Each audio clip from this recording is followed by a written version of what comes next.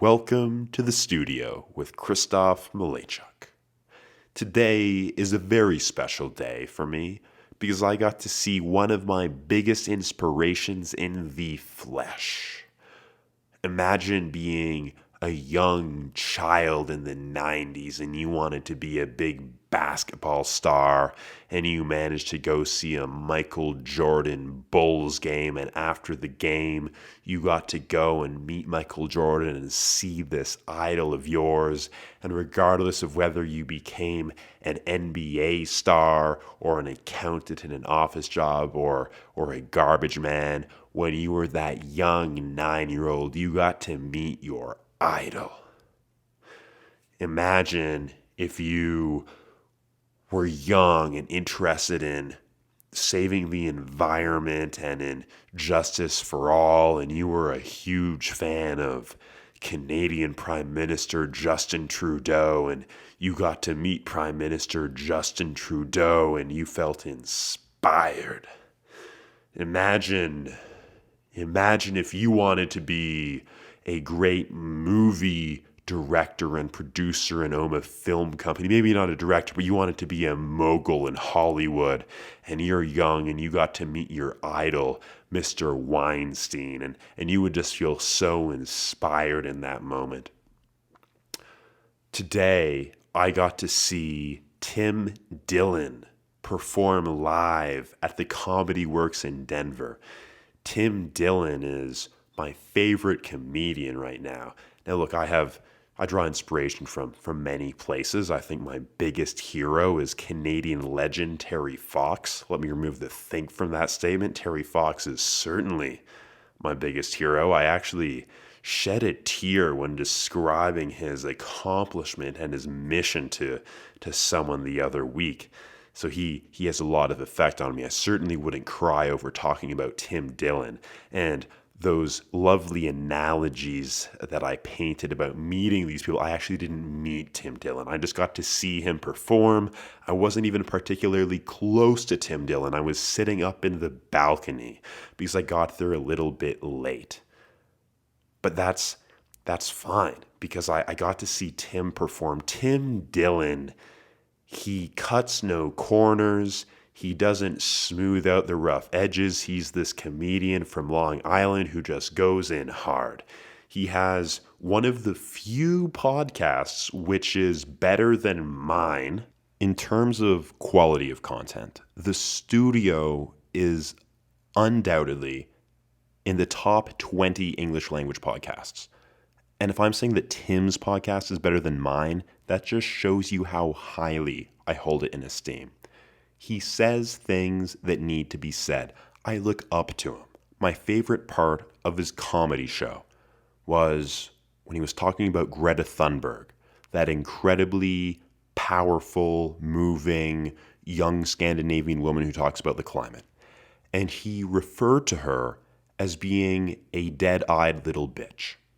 So right now, I'm feeling ramped up, ready to go. I saw Tim Dillon live, and I'm coming at you hot with today's episode of The Studio with Kristoff Malejczuk. Now, it has been some time since I've released an episode of the podcast, and for that I apologize. I've been getting a lot of messages. The growth of the podcast was almost intimidating for me, so I had to take a bit of a break. I even had a listener message me say, "Hey, Kristoff, if you don't release an episode this Monday, I'm going to kill myself." So what I probably should have done is I should have encouraged this listener to go seek mental help, because you shouldn't be relying on this podcast for life. But instead of encouraging this listener who is feeling in a very dark place to not have these episodes, instead of encouraging him to seek mental help, I decided, no, I'm going to keep him relying on the podcast. I'm just going to give him what he wants. I'm going to be the plug, giving him that sweet dose of heroin, and he's going to feel good for 2 weeks before I release my next episode, which hopefully will be on a 2-week cadence, but who knows? I lead a busy lifestyle. I used to be a lifeguard. I used to be a lifeguard when I was in high school. And I wasn't even a great lifeguard. This was before I am the person that I am today. I was a teenager, I was 16, I was 17, but I wasn't a man yet. I was more of a child.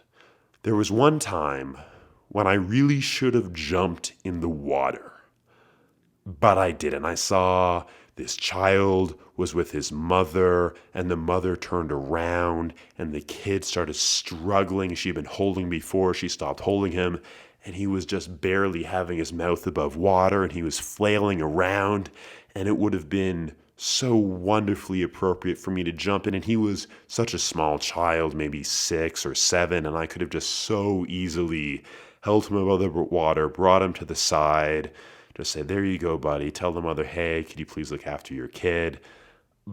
But I didn't do any of that. I just waited until the mother turned around, which she did. She did. The kid wasn't drowned. He might have swallowed a couple tablespoons of water, but she turned around and saved the kid, and she was horrified, and she brought him to the side of the pool. And then I went over to the mother, and I told her, you should really keep a better eye on your kid. And that wasn't the right thing to do, but at least I educated the mother. Anyhow, what this means is that in this new vocation of mine, this entertainment show that I am hosting, the studio with Kristoff Malejczuk, I save lives. I save more lives doing this than I did as a lifeguard. And I save more lives doing this than most lifeguards. On a more serious note, if you are suffering with mental illness, depression, ideation of suicide, a few things that I do recommend. Number 1, keep listening to the podcast and tell your friends about it. Number 2, get help from a professional. Number 3, maybe take some magic mushrooms. Now look, I know what you're thinking, Kristoff. You're recommending a psychedelic to people who have depression? Well, yes, I am. Psilocybin, the psychoactive compound in magic mushrooms, is looking like more and more of a better treatment for depression than the current treatments, which right now we know that the best treatment for depression is therapy combined with pharmaceuticals. Pharmaceuticals, in this case most commonly being SSRIs, selective serotonin reuptake inhibitors. And this is a wonderful combination. Pharmaceuticals absolutely do work to help deal with depression. Depression is an awful thing. But now studies are coming out in some of these top psychology and psychiatry journals. I'm talking about Nature, getting hundreds of citations. Have you heard of Nature? Obviously, you've heard of Nature. I'm talking about The Lancet, another top psychiatry journal.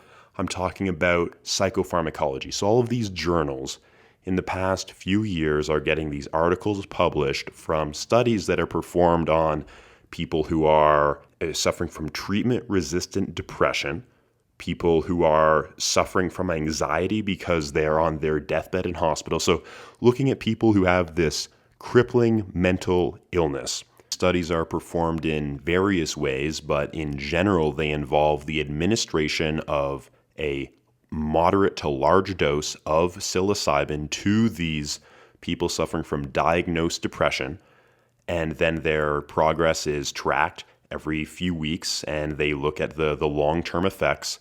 And what's being observed is that this single dose of psilocybin is leading often to the patients entering into remission, meaning that their symptoms have dropped such that when they take psychological inventories of their symptoms, they would no longer be considered to be suffering from depression. In other patients, they don't enter into remission, but their symptoms are greatly reduced, meaning their depression is less severe. In people who are suffering from terminal illnesses in hospitals, they are feeling more at ease with the concept of death. They're no longer suffering from stress and anxiety and depression at the thought and knowledge of their imminent death. This is a tremendous compound.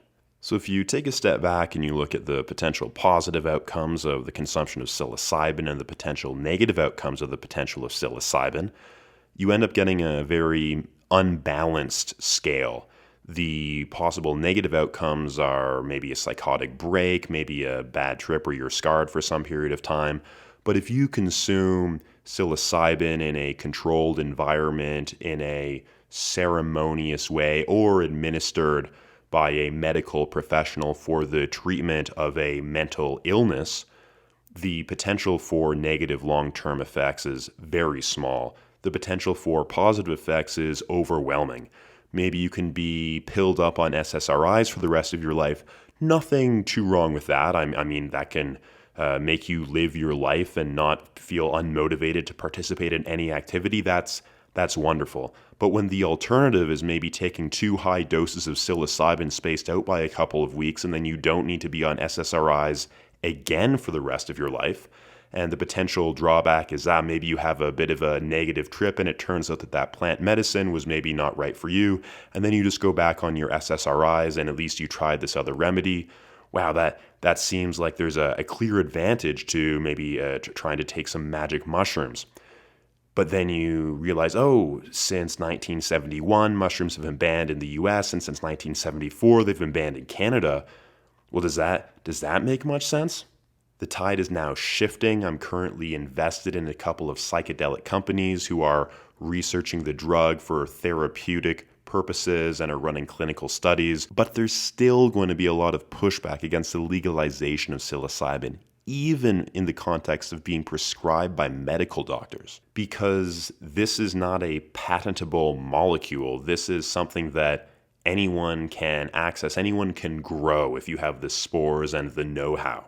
And of course, the health industry doesn't want that. They want drugs that are expensive, that are patentable, such that the people at the top of big pharma, who are of course rubbing shoulders with the people at the head of the government, such that they can continue to grow their wealth and keep their influence at the top of this stagnant group of elites. That's unfortunately the reality. I mean, you look at ivermectin right now. I don't want to get into that. Just Google it, ivermectin COVID treatment. And you'll see that this non-patentable drug is getting stifled in media coverage when top doctors around the world who are independent, not politically affiliated with anything, are seeing very positive effects when administering this to patients. Oh, but it's a generic drug that no one owns and thus isn't making anyone any money. Same thing with psilocybin, this tremendous remedy, natural. Of course, not everything natural is healthy, but this is something that has been part of human tradition, cultural traditions as an herbal medicine for truly thousands of years. And it was decided in the 70s, just under 50 years ago, that this is a substance that shouldn't be consumed by people. I do want to stress the importance of consuming psilocybin in a proper environment. If you're depressed, I don't suggest you go out and pop 5 grams of mushroom caps. That could end disastrously. But it's something to think about. It's something, if you're not depressed, it's something to have at the back of your mind. Read some of the studies, read some of the literature. Even if you're not suffering from depression, there can be tremendous benefits to the consumption of psilocybin. There are papers on that too.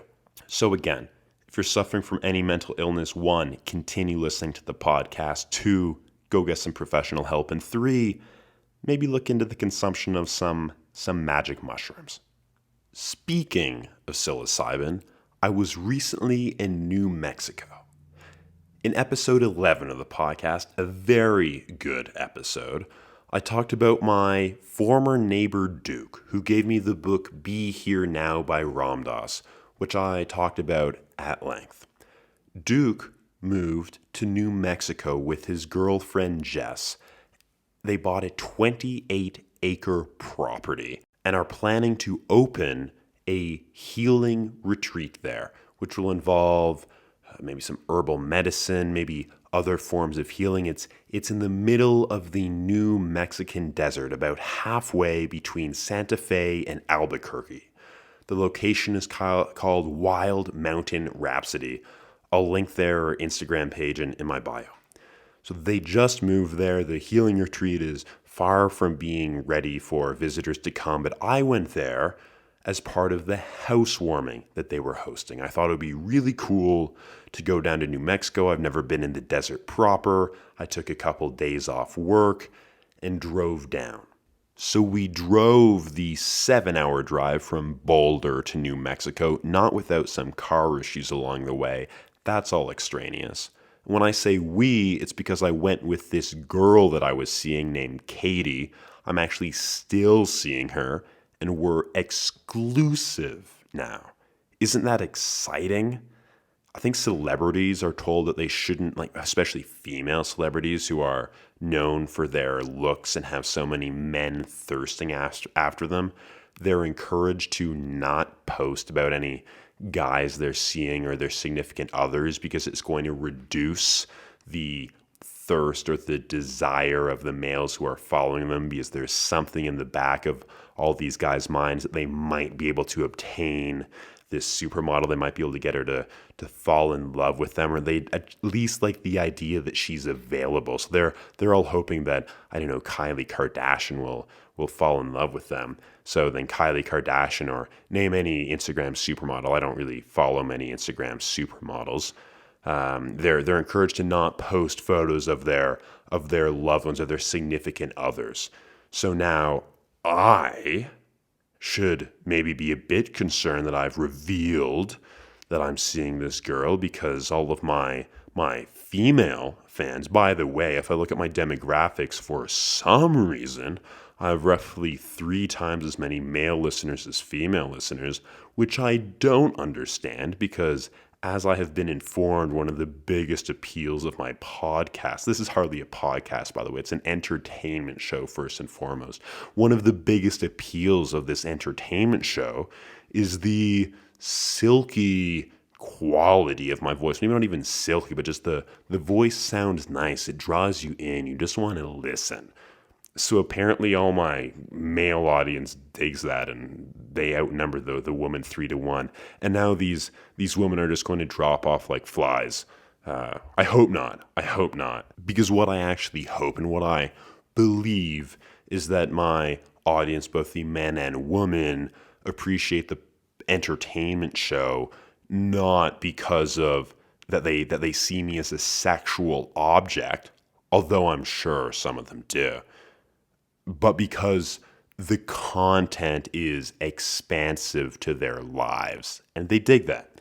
So thank you for listening, regardless of your gender. Tangent aside, when we arrived at the property in New Mexico, this 28 acres of land truly in the middle of the desert, very few other properties around, the Wild Mountain Rhapsody house, which is an enormous house at the top of this hill, is not even accessible by car, or at the very least not my car. We had to park the car on the side of the road, probably about 1.5 kilometers from the actual house, and then Duke came with his old Toyota pickup truck and took us all the way up to the Healing Retreat Center. It's an incredible place. The house is on the crest of a hill, and it's overlooking endless kilometers of empty valley. It's just desert. There's no grass to be seen. It's just sandy dirt with bushes, these kind of scraggly bushes spaced every few meters apart, and that's all you see for kilometers and kilometers and kilometers. There's some mountains in the distance. You can see the shape of some valleys. You can see a town far away, but there's just emptiness and stillness. It's the desert. It's beautiful. The house has no running water right now. They might fix that. They might try to get a well. I'm not sure. Anyhow, no running water. They just got some solar panels set up, so there's a bit of electricity. The day after we arrived, we went on a big hike to explore the property. Duke and Jess had been there for a couple of weeks, but they had been so busy setting up the house that they hadn't yet even walked around and explored this 28 acres of property. So for them, it was exciting. For me, it was exciting to be walking around the desert. So we went on this multi-hour hike, and it was a beautiful day in the fact that it was just a bit cloudier than usual, so it wasn't this direct, glaring desert sun. It was wonderful to walk around. The air was still. There were cacti everywhere. That was so cool to me. You have to be very careful of where you're walking because you might always step on a cactus. There were cool insects. There were cool rocks. We heard coyotes howling. We howled back at the coyotes. It was exceptional. We got back to the house after many hours, And then seeing as this is a healing retreat, maybe one could even say an herbal medicine healing retreat, or certainly a retreat that will involve herbal medicine, it seemed appropriate to consume some herbal medicine. Sometime after consuming the herbal medicine, the sky, this beautiful blue desert sky, which is certainly one of the most beautiful skies that you've ever seen, began to take on these fractal-like patterns, and the mountains far in the distance, which were dotted with these bushes, the bushes began to ebb and flow in this beautiful wave-like pattern. The sight was so beautiful. I was staring at it endlessly. I couldn't take my eyes away. My eyes began to water and I wondered what was going on. And then I realized that I hadn't even been allowing myself to blink because I didn't want to not see the beauty of the land for even a split second. It was tremendously beautiful, but I was in the clothes that I had been in for this hike and I wanted to change out of them. So I went up to the room where we were staying on the second floor of the house, and I was trying to find some clothes to put on, but there weren't any clothes that I wanted to wear. And then I saw this Tibetan tapestry that was on the ground. It had been used as a rug or a mat, just this thin cloth tapestry, and I knew this was perfect. This was exactly what I wanted to wear. So I wrapped it around myself. I took off my shirt, I took off my shorts, so I was just wearing my undergarments and then wrapped in this robe. And I began to feel so regal. I walked down to the kitchen, people were gathered there, and I announced that the holiest kings to have ever lived could only aspire to be this royal. And I meant it. It wasn't a statement of grandiosity. It was just a statement of what I believed to be true. What could actually not even be otherwise. I was in this state of just sheer royalty. I went back out onto the deck and was looking at the same view that had mesmerized me before, and it was as beautiful as ever. And I'm in my robe and clothes. Clothes seemed so silly because I was feeling so royal. I was feeling so holy. How could any garment conceal this being that I am, that I was? And I'm looking at this view and it's stunning. And I realize that every passing moment is the greatest moment that I had ever experienced. Every single moment was greater than the last moment and was greater than any moment that I had ever had. And this made me immensely powerful, impossibly powerful. Because when every single moment is the greatest moment you've ever had, then you're hanging on to nothing. You have no attachment to what was. You have no longing for something in the future. You are utterly rooted in the present, because how could you not be when every single experience, when every single part of the present is the greatest thing that has ever happened? So I was feeling this incredible sense of power. I was wrapped in my holy robes and I was feeling so pure, so powerful, so holy, so noble, so royal, so regal, so true. And that's when I realized that I was God. Now that's a crazy thing to say. That's a crazy thing to say, but the best part of this is that it wasn't just me who was God. I didn't have this delusion of grandeur, of being on this pedestal above all other mere mortals. No.